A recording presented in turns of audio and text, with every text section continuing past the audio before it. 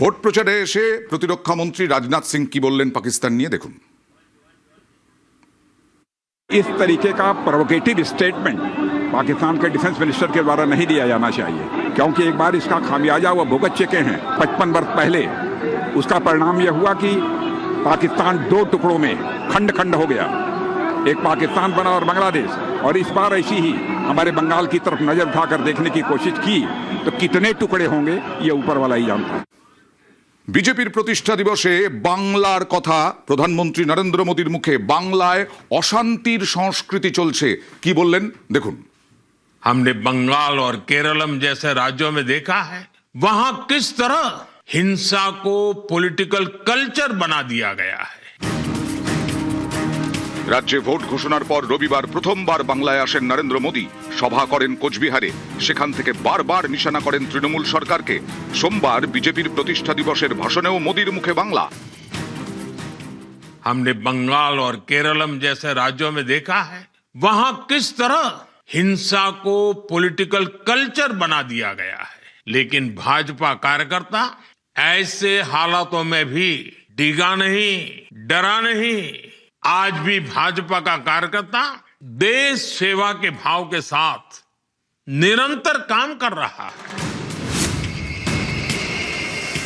हमसे पहले देश ने परिवारवादी, वंशवादी राजनीति का बोलबाला देखा था और आज भी अलग अलग कोने में वो खेल चल ही रहा है। हमारे गवर्नेंस मॉडल में, पॉलिसी में स्थिरता थी, सरकार में स्थिरता थी। आज भाजपा की पहचान के साथ ये बात जुड़ गई है कि जो वो कहती हैं वो जरूर करती हैं।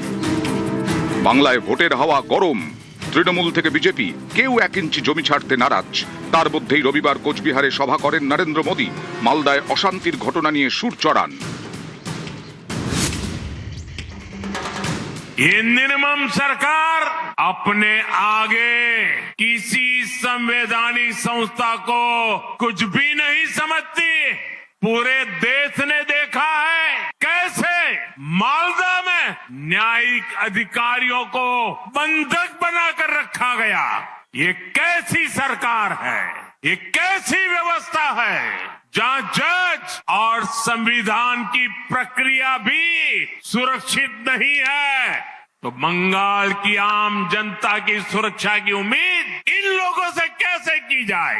मालदा में जो हुआ वो केवल टीएमसी की उद्दंडता ही नहीं थी, ये इस निर्मम सरकार का प्रायोजित महाजंगल राज है। और अब तो हालात इतने खराब हो चुके हैं कि देश की सर्वोच्च अदालत सुप्रीम कोर्ट को भी दखल देना पड़ रहा है। हर कोई देख रहा है कि टीएमसी बंगाल में कानून व्यवस्था का जनाजा निकालने पर तुली है। यहां निर्मम सरकार में खुलेआम धमकी दी रही है। ये खास मजहब के लोग बंगाल में हिंदुओं का रहना मुश्किल कर देंगे। बंगाल में टीएमसी सरकार घुसपैठियों के बचाव में लगी है, इसलिए ये तृणमूल वाले एसआईआर का विरोध कर रहे हैं ताकि घुसपैठियों की पहचान न हो सके। उल्टा टीएमसी सीएए को रद्द करने की धमकी दे रही है।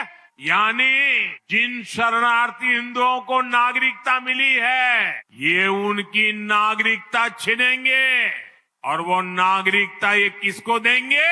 अवैध घुसपैठियों को। इन घुसपैठियों को टीएमसी अपना वोट बैंक मानती है। 5ই এপ্রিল কোচবিহারে সভা করেছেন। এবার পরপর দুদিন পশ্চিমবঙ্গে মোদীর কর্মসূচি।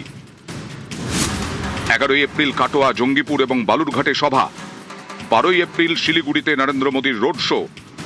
এছাড়াও 9ই এপ্রিল সিউড়ি সহ একাধিক জায়গায় সভা করতে পারেন নরেন্দ্র মোদী।